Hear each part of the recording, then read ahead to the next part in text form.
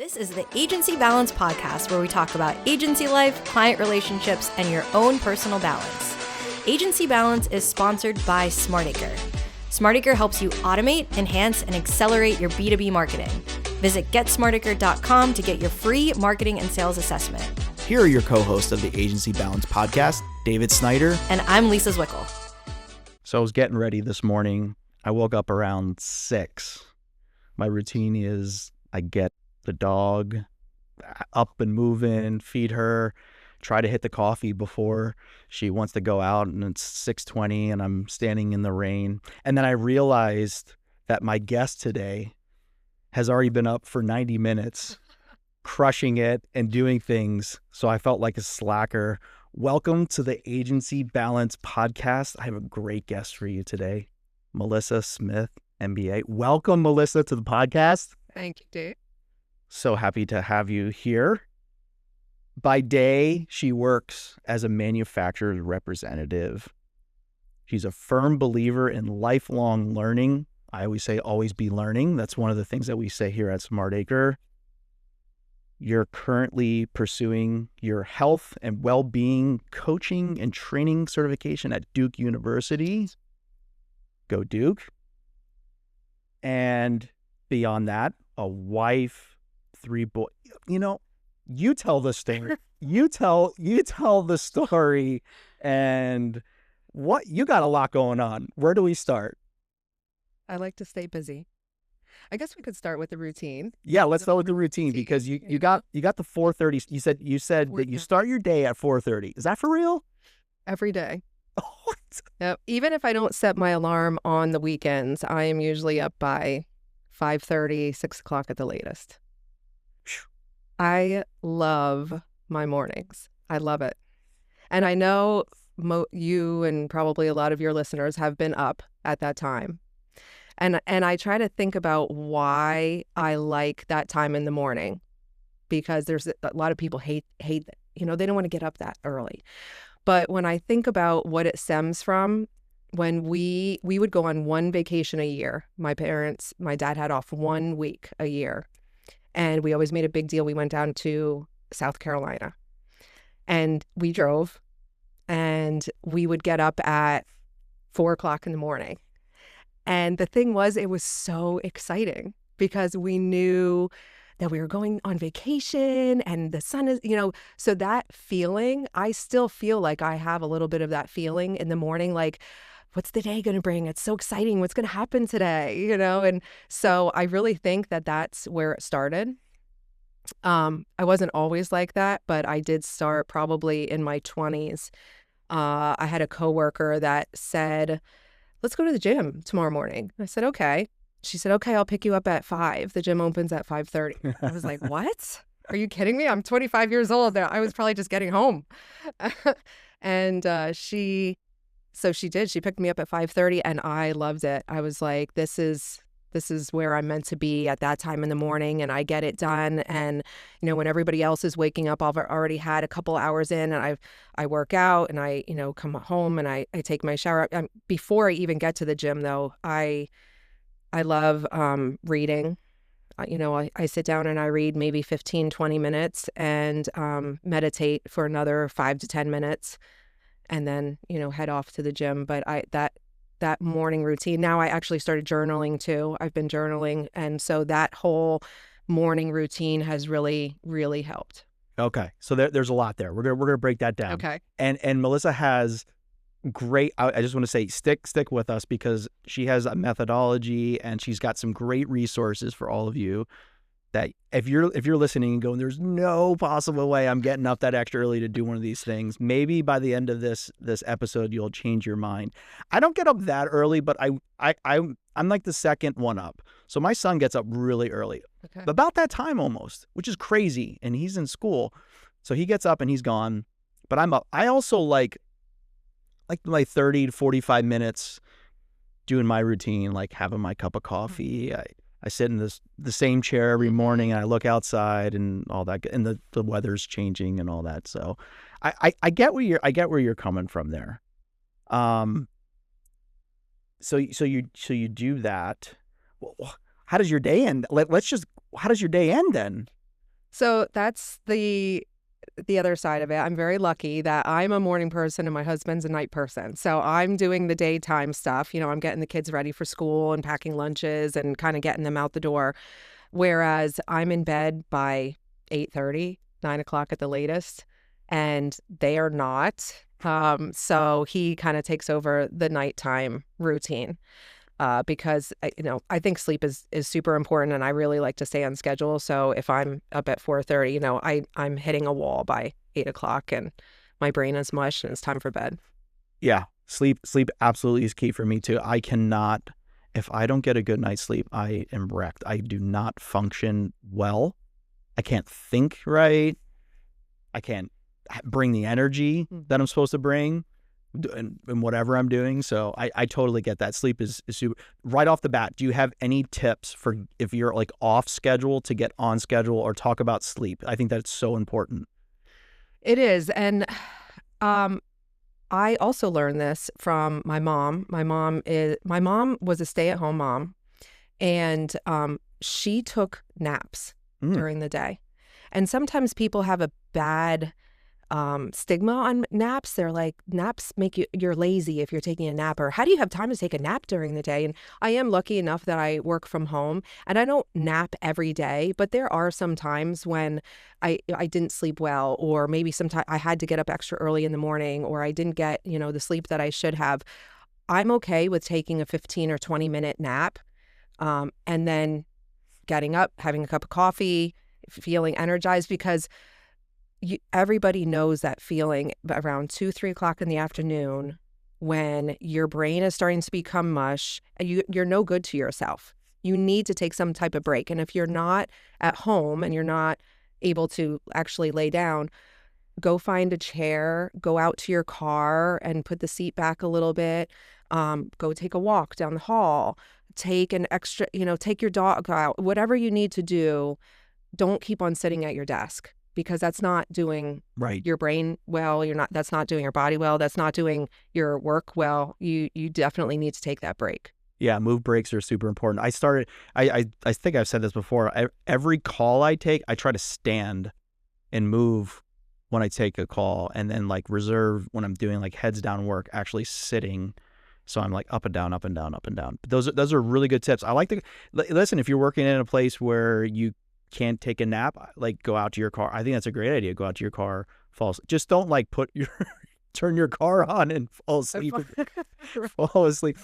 Years ago I worked with a guy who fell asleep on his lunch break, and I don't even know, it was probably like a pizza joint or something, and he didn't come back in, and his car was running and he fell asleep in his car. So don't do that. No. Don't do that. And don't take more than 15 or 20 minutes either. Okay, that's a good tip. Because I always say, if you're taking an hour, yeah, it's no longer called a nap, but now it's sleeping. So just take that 15 or 20. And I'm not actually falling into a deep sleep. What it is you're just relaxing your mind, and you're relaxing your body, and you're kind of like in a state of a little bit of unconsciousness, if that makes sense, just enough to bring your energy levels back up and be good for the rest of your day. Yeah. Okay. So we're laying it down for our listeners. That's some good pro tips then. So how did this all start? Like, at what point did you go, you know what, I'm gonna switch some things up here and really start to focus on journaling and mindfulness and meditation, and like, was there a trigger point for this, or was it that gym session that you went to at 5 o'clock in the morning?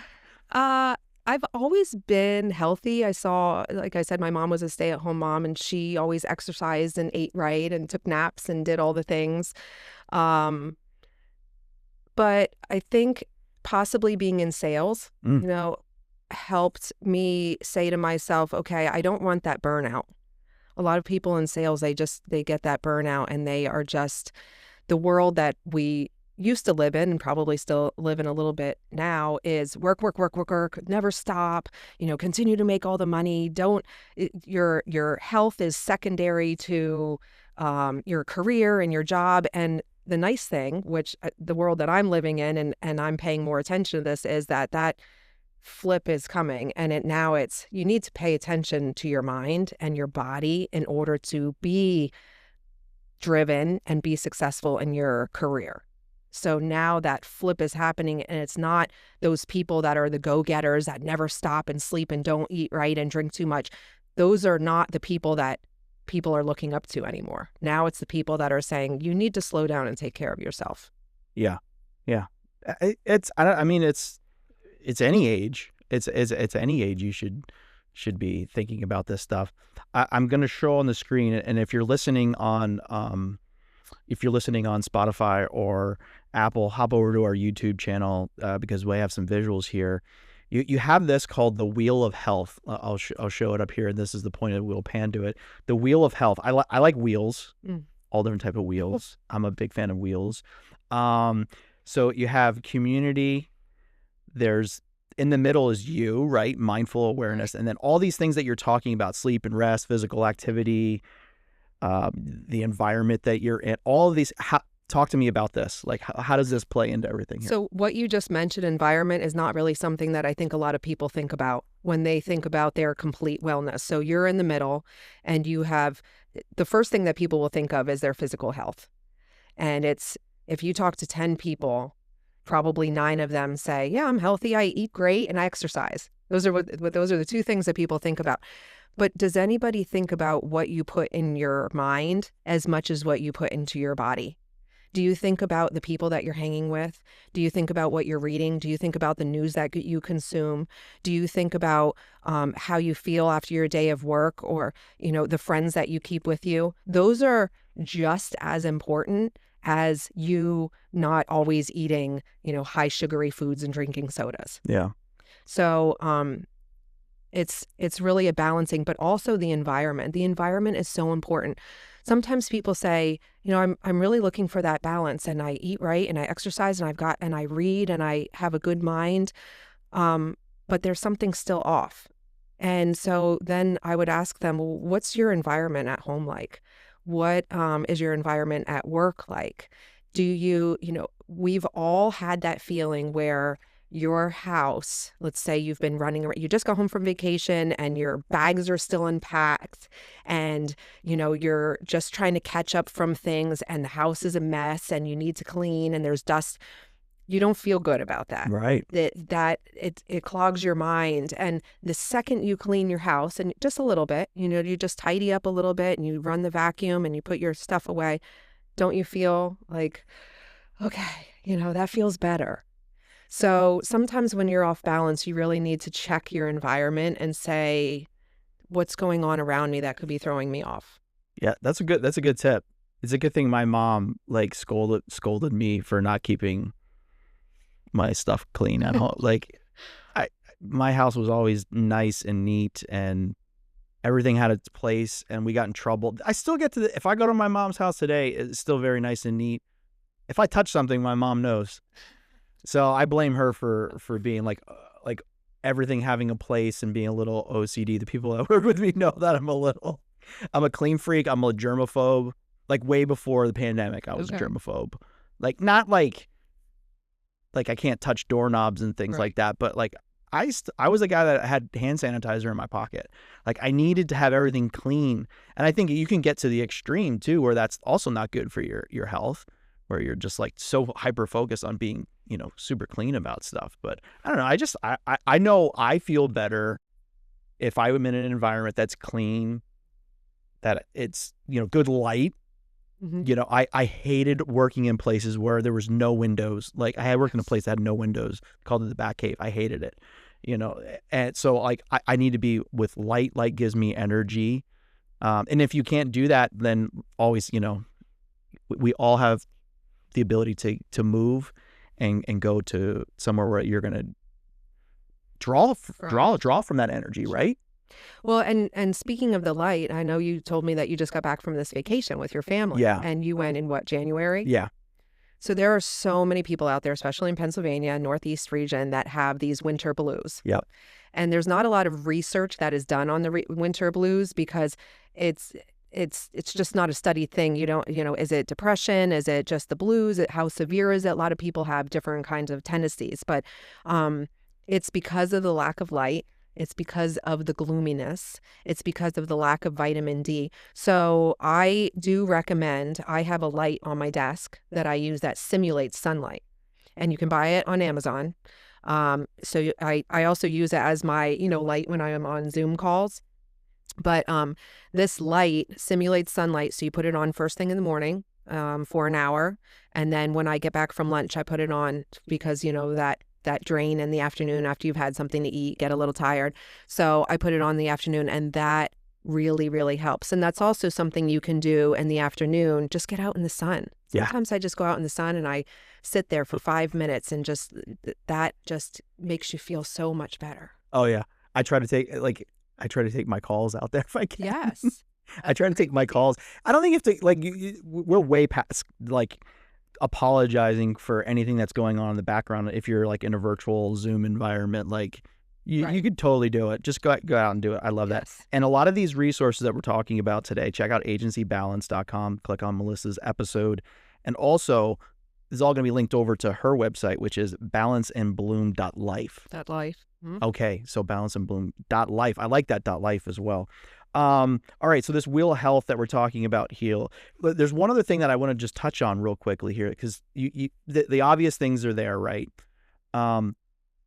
Fulfillment and purpose, that really stood out to me, because there was a question that you had on this thing, which we'll talk about in another minute, which is if you look back when you're 90 something years old and you look back on yourself, what was your fulfillment? What was your purpose?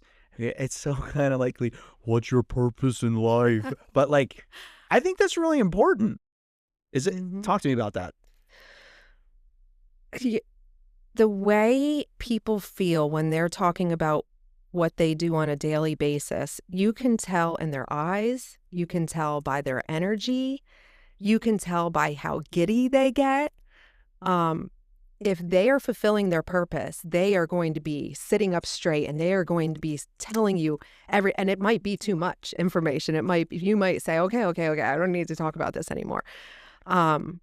So that is such an important aspect of your life, because do you want to look back when you're 90 years old and say, I wish I would have done this. I wish I wouldn't have done that. I wish, but again, I do feel like the world that we're living in is turning into the direction of your values. What are your values? And you can find your purpose by stating your values. And that's how you make all your decisions in life. So my values are, my family comes first, then my health and wellness, and then my career. And that's how I base decisions. So I think I was telling you when we were talking about I had this appointment that I had been trying to get with a customer forever. And he finally gave me this appointment, and it happened to be on the same day as my son. He had a big project at school and he wanted me to be there. And I canceled with my client because clients come third. My career comes third, my family comes first. And he was so understanding, because he had kids, and he understood that. He's no problem. And we rescheduled for another day. But that was something I didn't have to overthink. That was something that I didn't have to say, did I make the right decision? Did I make the wrong decision? Should I even do this? I'm not going to do this. No, because when you set your values and you have your priorities, all you have to do is look at that checklist and say, where is this in my line of priorities? And then that's how you base your decisions. That's really good. I think, and sharing those priorities with everyone around you, both personally and professionally, is really important too, so they understand that. Because let's all face it, we all have this fear, if you're in a role in your job and you if you do something like that, your boss is immediately going to go, what the heck?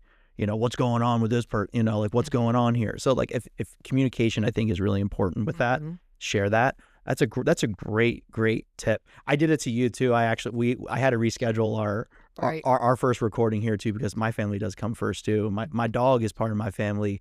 She's doing well, by the way. Good. Yeah. So when I saw that, I was like, she was in here yesterday for the first time. So my dog, my little beagle, everybody. There's a picture up on Agency Balance. She's 12 now, and she just had CCL, ACL surgery. She blew out both of them in the back. So we only did the one. So the other one's like hanging on by a thread. Oh my God. She did great. She's a smaller dog too. So like, she's my jam though. I had her on, she was walking around on sales calls yesterday and she was in my background and everyone was commenting on her. They're like, oh, is that little beagle back there? We have another beagle in here today. His name's Hank. Was he over there? No. He must have been outside. Missed it. Afterwards, we'll meet. Out. Hank's a legend in the beagle world. Okay. That's another form of health and wellness, bringing your pets to work or, petting or going out and walking your dogs, that type of dogs and cats. I mean, we have a skink at home. A what? A skink. Oh, please tell our listeners what that is if people don't, because not every day you hear that word. It's a lizard, yeah. Reptile, but it's for anybody that is thinking about getting a reptile and you want to start somewhere. I would recommend the skink because, I don't know if you remember this about me, but I had an iguana growing up. No. I had a 5.5-foot iguana because I was allergic to cats and dogs. And so my parents got me an iguana and it was like my dog. But so I've always been into reptiles, and my youngest, we went to a reptile exhibit in December and we bought a skink. And this thing she is the sweetest, easiest to take care of animal. She's, maybe this big, no teeth. There's no hostility. She eats cat food. What? Like twice a week. That's it. You have to, they require a heat lamp and that's it. That is it. Oh, well, that I think maybe in the next go around, I'll go down the skink route because I don't want to be replacing ACLs anymore of what they cost. Oh my gosh. They do live a long time though. They live like about 20 years. 20. So you'll have them for a long time. That's a long time for a small reptile. Mm-hmm. Awesome. Okay, cool. Well, I don't know how we got on. Well, I don't know. Yeah, this is what happens. But I'm glad that we did. I'm gonna go half step back. You mentioned something. He's like, did you remember that I had this? I didn't, because this is where we lift the curtain back a little bit. I went to high school with you, Melissa. That's right. We did. Okay, so bulldogs. Bulldogs. So what did you think about me in high school? Wait, this is I don't know the answer to this, by the way. So this is you can tell it. You can totally tell it like it is. What did you think of me? So the first thing there are two things that pop in my head right away. If you would have said, what was Dave Snyder like in high school? The first thing I would say is funny. You were kind of like a comedian. You made people laugh, and you were friends with Dana. Dana always made us laugh too. So, but with you and Dana, it was like Comedy Central. But the other thing I remember is your buggy, your bug. My Volkswagen. Your Volkswagen, yeah. And that you were a car guy, and that, whenever still today, whenever I see a Volkswagen, I think of you, because I also used to pass your house on the way to my house. Okay. And so I would always see the car in your driveway. So those are the two things. Definitely funny, comedian, laid back, and that you were a car guy. Well, yeah, I mean, that's still today. I don't change, and nothing has changed in 30 years, or I dare how long we say that, how old we are now. But yeah, Volkswagens still like cars. I think cars are very much an extension of your personality. For most part. Yes. I think there's definitely, you can say like, people just think, oh, I don't care. It's a vehicle. It's just to get me to point A to point B. And that's fine. Like, actually with today's economy, that's what you should think. Don't buy a new car. Save your money. But I do think your car is a reflection of who you are, whether if it's clean, the style of it, like, is it slow? Is it fast? Is it a truck? Are you utilitarian? Or are you SUV? I think it's an extension of. I still have a bright blue car. Do you? It was blue back then, and I still have a bright blue car. Do you remember my car? No. We called it the Tazmobile. It was. Oh, you were really into Taz. Yeah. That's right. I had Taz all over the place, and my dad was a car guy. He was a mechanic, and so it was a Dodge Charger, but he said you can paint it any color you want. So I painted it Mystic Teal. It was the color that had just come out in the new Camaros. that was like that green. It's actually kind of like shimmered green and Yeah. blue. But that was my first car in high Well, school. I'm going to Google image search that and put that up for anybody. There was a period of time in the 90s if you had like a car like that you were. Yeah, the Bug was. I bought my first car for $500 and I fixed it up with my dad. Right. And it took me like 2 years to fix it because I think I only had it as a senior. But drawing back to something that you said earlier, like one of the things that my dad taught me was like, we're talking about purpose, like circling back to purpose, was he indirectly taught me this. Because my dad doesn't even listen to this. My dad doesn't even know what a podcast is. But he was like, do everything that you can to the best of your ability. Like no matter what my dad did, like I think if I said like, and I'm doing this thing, I'm with my dad right now, there's like, it's kind of like Mad Lib style where you're like asking him questions and I'm secretly writing a book about my dad. Yeah. So like before it's too late, like That's so cool. Yeah, I'll send you. I'll link it up. So anybody, so you can do it for your mom and your dad. You basically ask them questions, and you're filling this out, and at the end, it publishes a book about your parents. So I'm asking him all these questions about it, and he just, no matter what he's doing, whether if it's like fixing something or tinkering with cars or like helping us out, he doesn't half-ass anything. And I'm trying to distill that like on my kids. It's like no matter what you do, just do a good job about it. Like people were like just care. Yes. You know, when you're at a restaurant and somebody is doing a phenomenal job at just cleaning tables, if they're happy about it, or you go to the grocery store and the person that's checking you out is looking you in the eye and they're asking you how your day is and they're just having polite conversation with you, you walk away and I always comment to my kids about that, my boys, and I say that person is doing a great job. It doesn't matter what job you do, just do it to the best of your ability. Yeah, for sure. So we're talking about like in your job and your role and, you know, being mindful and these things that we should all do, right, that are going to help us do better at our personal life and our professional life. Let's talk about the professional side. Some of these things that you do, and because you talked about being in sales, I'm in sales too, so I totally get this world and the constant like burnout and the everyone saying no more than they say yes. It's like, come on, I thought we had something here, right? Yeah, because when you think of salespeople, you think of like sleazeballs and you think of used car salesmen. Anyways, so how has this helped you professionally? Mindfulness, I think, helps in all realms, in personally, professionally. Mindfulness gives you, mindfulness is, my definition is, it's that pause between stimulus and reaction. So it gives you that time to stop and really think about what's happening, because our brains are constantly, the way that they work is that they have this simulation, you know, like a video game that is always going on, and it thinks it knows what's going to happen, right? And so it's just going, and then something happens to you, and then you automatically react because that's your brain just continuously going. Whereas when you practice mindfulness, there's been research done, brain scans on the front of the brain that actually shows that it shifts. So the part that is attentive, the part where it's, you know, emotional, actually grows. And so you are able to have that pause, and the brain no longer is continuously going and putting in this reality for you. Now it's I don't want to say you're creating your own reality, but you're living in the moment of what's actually happening. Your brain is not. Does that make sense? Oh, it makes total sense. Okay. I think there's this other thing too, as humans, most people don't like awkward pauses. Correct. We like to talk and fill the air. I mean, we're trying to do that now on a podcast because you're listening.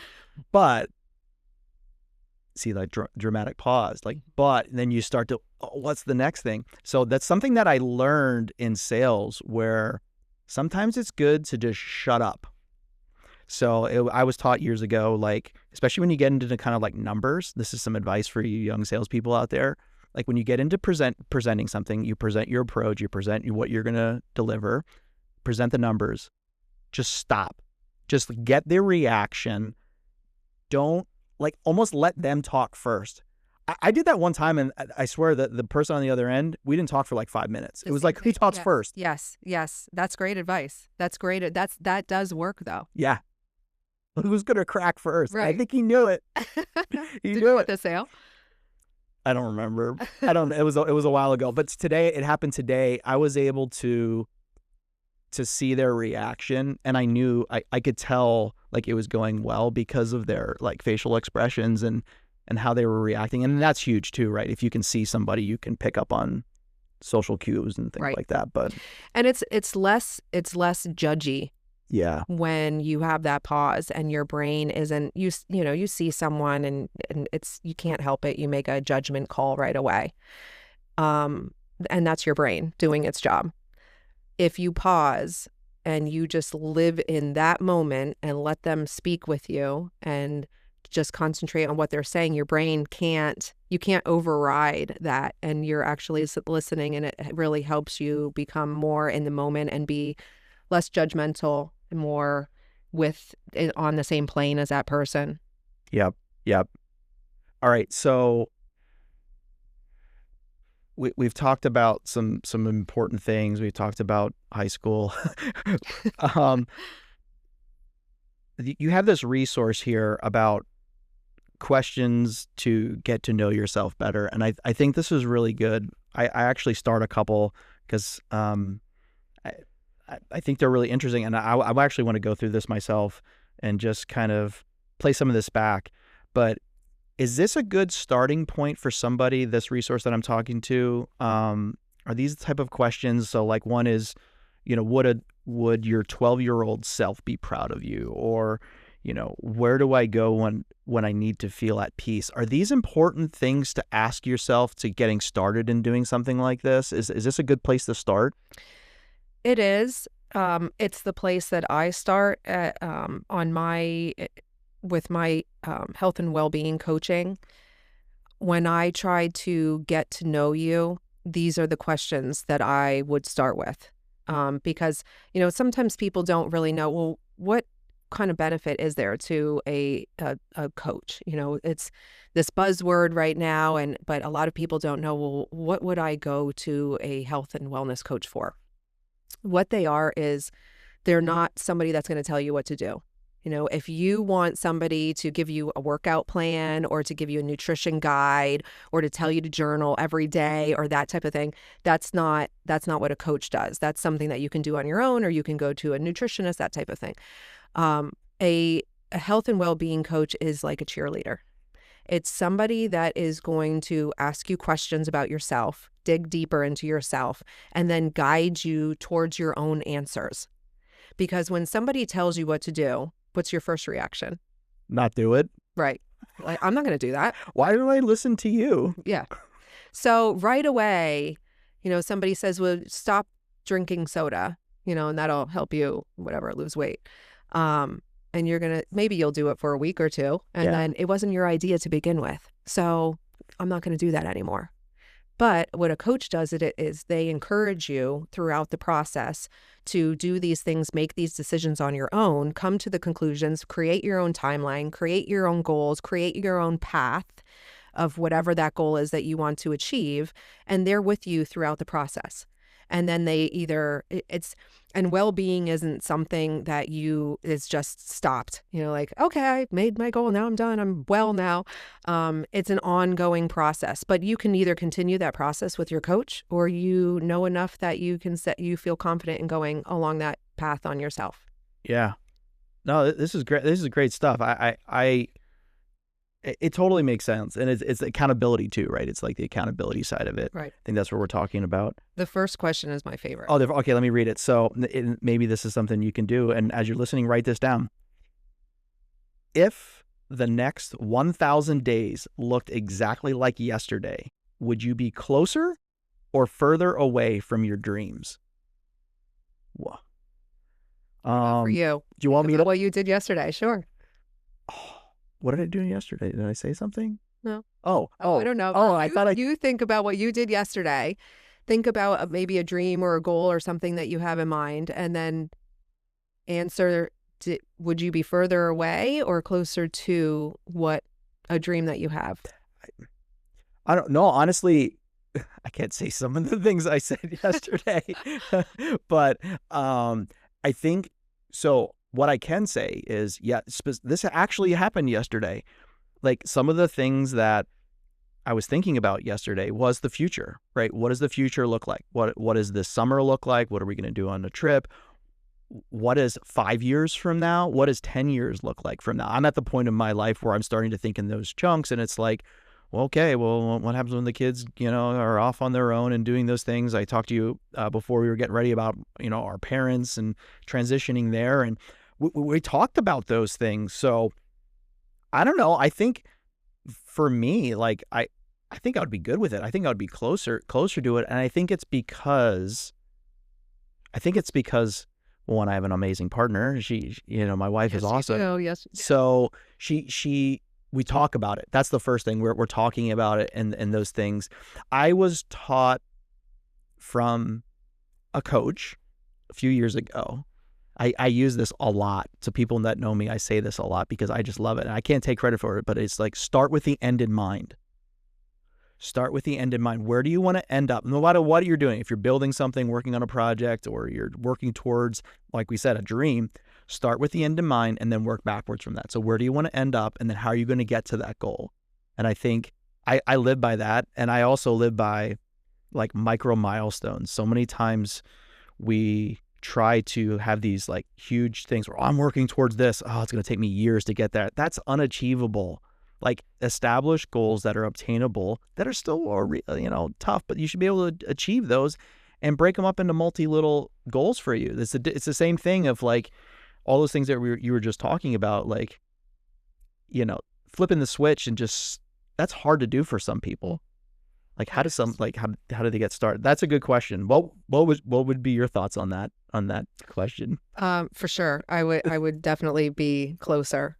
I have a lot of goals in mind, and I'm on repeat right now in my life. It's boring. I never thought that I would be here where I eat the same things pretty much. Yeah. My schedule's the same. I get up, I go to the gym, I, do the same routine for 8 to 12 weeks at a time. It's boring, but actually, when you are paying your bills and you're doing your routines and you're doing the adult things that you're supposed to be doing, that is the greatest self-care that you can give to yourself. It really is. It's boring, but it is self-care because you're doing things that aren't making you stressed out or anxious. I don't have to think, what am I going to have for breakfast today? I already know what I'm going to have for breakfast. I make the same thing for breakfast every day. It's, it helps me. It's boring, but I like to spend my mental capacity on creative things or new ideas. And if you do the same thing every day, those are less things that you have to think about. Agreed. For the most part, I wear a t-shirt every day, and jeans. Like I wore a collared shirt today. I had a couple of important calls today too, but that's important. Like, the more energy you spend on things like, what do you wear? What am I going to eat? What am I going to do later? What am I going to watch on TV? Like, you're wasting that. So I have to plug this book because I love sharing books. What do we got here? So it's Don't Believe Everything You Think, by Joseph. I think it's pronounced Nguyen. It's Nguyen. Okay. It's maybe 100 pages, 120 pages, but I read this book, and every day, again, I have the same routine. I do my mantra before I start work, and then I just page through this, and I pick a page and I reread it. And I want to reread it again in its entirety because, they say, oh, this book changed my life. This book actually did change my life. It's basically about us overthinking everything. You have a thought, right? And that the thoughts aren't bad. It's what you do after you have that initial thought. It's the overthinking of it.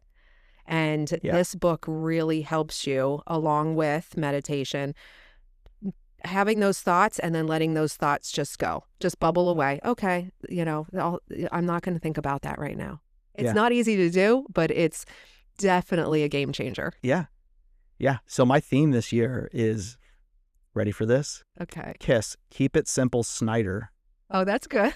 So I sometimes get caught in doing certain things where I'm like, I strive for perfection. I think there's people out there that are like, about things. And there's people that like, no, it's got to be perfect all the time. And there's certain things where I'm like, that doesn't have to be perfect. Okay, it's not going to be the end of the world if that doesn't happen that way. So I'm trying to remind myself about whatever it is I'm doing. And if I get caught up in a moment, or if I see others around me that we're working on a task together or trying to complete a report, or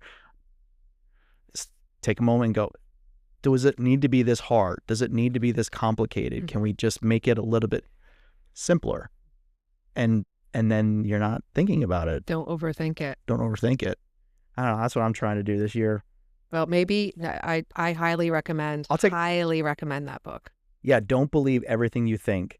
We'll get that. We'll also link that up on agencybalance.com in the description, so that if you want to take a look at that. And I don't think we'll get any book rights to it or anything. We don't get like a percentage. We can't give you a percentage off. Maybe Joseph will come on the podcast. I just want to make people happy, and that book hopefully will make people happier.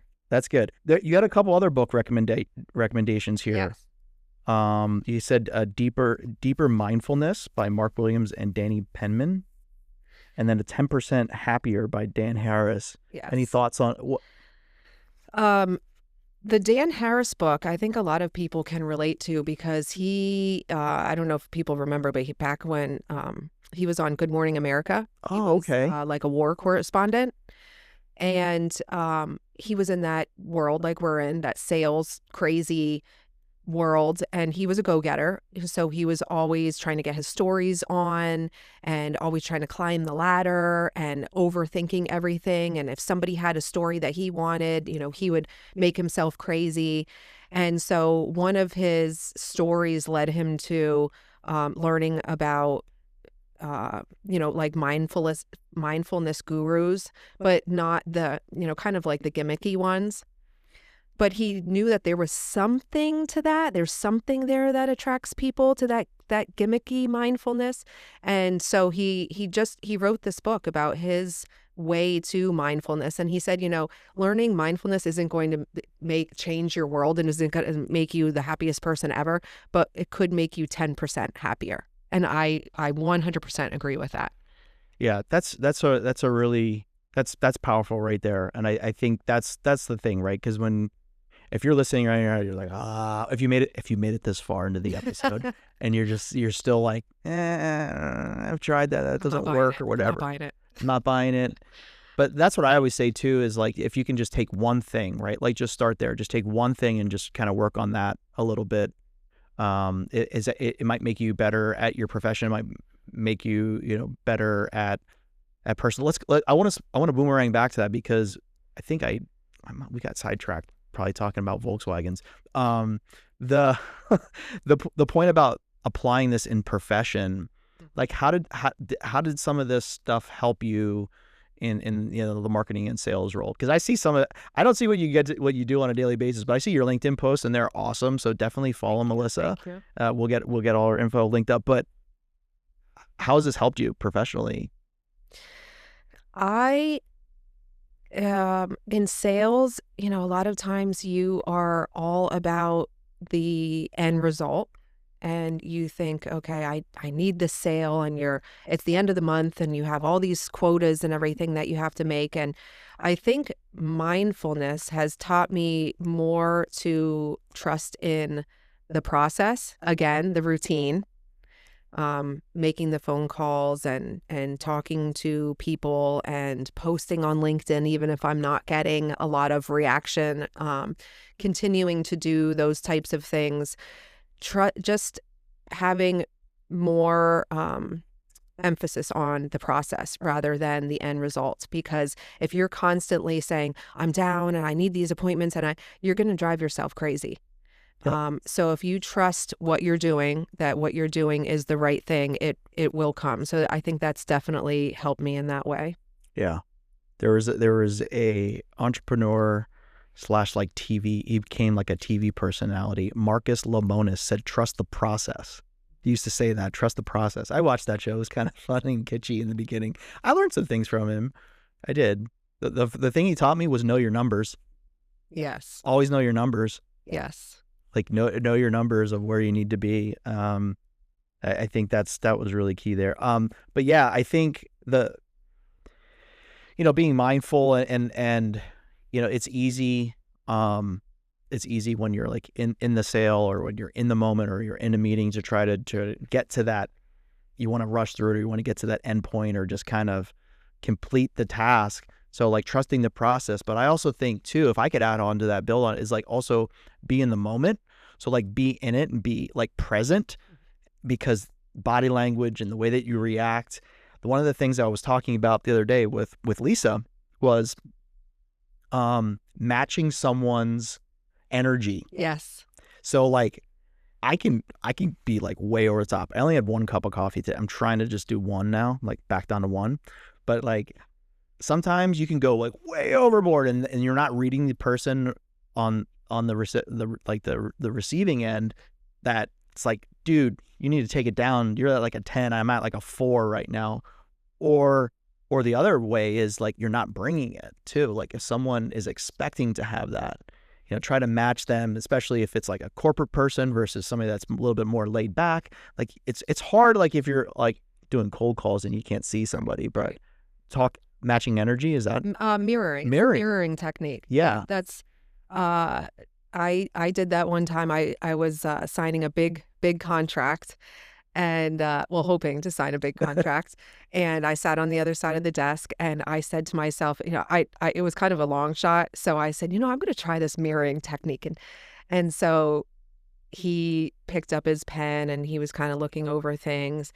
And so I just picked up my pen. You don't do it at the same time, but you kind of do it after they do it. And if he crossed his arms, I crossed my arms, and I got the contract. And that was the only time I used that technique, which is, I don't know why I didn't do that more, because that was, it worked. But the mirroring technique does work. If a person is more soft-spoken, be more soft-spoken. If the person is high energy, you be high energy. And you're exactly right. That's a great technique. Yeah. Plus, I think it's fun. It is fun. Well, it's fun when you know what you're doing, because that was fun. Kind of, it's like follow the leader. Yeah. Well, it's funny too, because the other thing, so what a strategy that we've been doing with sales is not doing them solo. So trying to have 2 or more people on the call, especially if you've done your due diligence and you think it's a viable option, because number one, it shows that you're putting effort and oomph behind it, right? You're like, I actually care about trying to understand and win your business. So like if I'm the sales guy, I'm trying to have a subject matter expert on the line as well. But why I bring that up is so we're doing, multiple people. And then so Lisa said to me, she goes, I picked up that you're matching people's energies. Like she picked up on it. That's So cool. maybe I gotta be careful. Like if it's too cheesy. As long as it's genuine. Yeah, genuine. These are all really great tips. This is the point of the episode where I would love for you to just share with our listeners. We already dropped your website or any of these resources. Where can they find you? So you can find me at balanceandbloom.life. That is my health and wellness coaching site. I do one-on-one coaching. I do group coaching. But my focus is really women in corporate and leadership positions that have lost their spark. I am really looking to help energize women back to the way that they used to feel. I hear it every day, and all of my mom groups, my friends, they say, I don't know why, I don't know what's wrong with me, but I just don't feel good. I don't have the same energy. I don't have the same zest for life. And some of it could be, a hormone imbalance, and there are things that I have gone through that I can, kind of lead and talk about in these sessions, but definitely that balanceandbloom.life is where to go for the coaching. And then, like you mentioned, my LinkedIn, I am in sales during the day, and I sell packaging for manufacturers. So if you are a manufacturer that's having a packaging challenge, come find me on LinkedIn and I will do what I can to help. Well, you got a lot going on. We appreciate all of the great info that you shared today. And we're obviously about balance. So I'd like to just maybe put a bow around, balance, your balance and bloom, agency balance. When we developed this podcast, we just wanted to share it's coming off pandemic, and it was kind of thinking about how you're balancing things. And that's one of the things that always it's kind of tough. It's oh, you're talking about work-life balance, or you're talking about personal life and professional life and all that. What's your philosophy, or when you hear that, when someone's going I'm off or I'm unbalanced, or where is a good place to start, or how do you respond to something like that? So I picture myself as a juggler. We're all juggling so many different things. We're juggling kids, and we're juggling eating right and exercising and jobs and home life. We're juggling all these types of things. And so we have all of these balls in the air. And sometimes that, thinking about keeping in mind what I said about the values, where there's always certain balls at the top. My family ball is always at the top. My health ball is always at the top. But sometimes, that family ball might not be at the very top because there's something going on in my work life that needs all of my attention. And so then that ball is at the top. And then, sometimes it might be that I'm doing some volunteer work, and so that ball is at the top. So it's really a balance is being able to juggle those balls, keeping those values that are most important to you towards the top. Yeah, well said. Well, I don't think I could say anything more. I think that's a perfect way to end this. Melissa, thanks so much for coming onto the podcast. It's a lot of fun. Subscribe to the podcast at agencybalance.com, Apple, YouTube, or Spotify.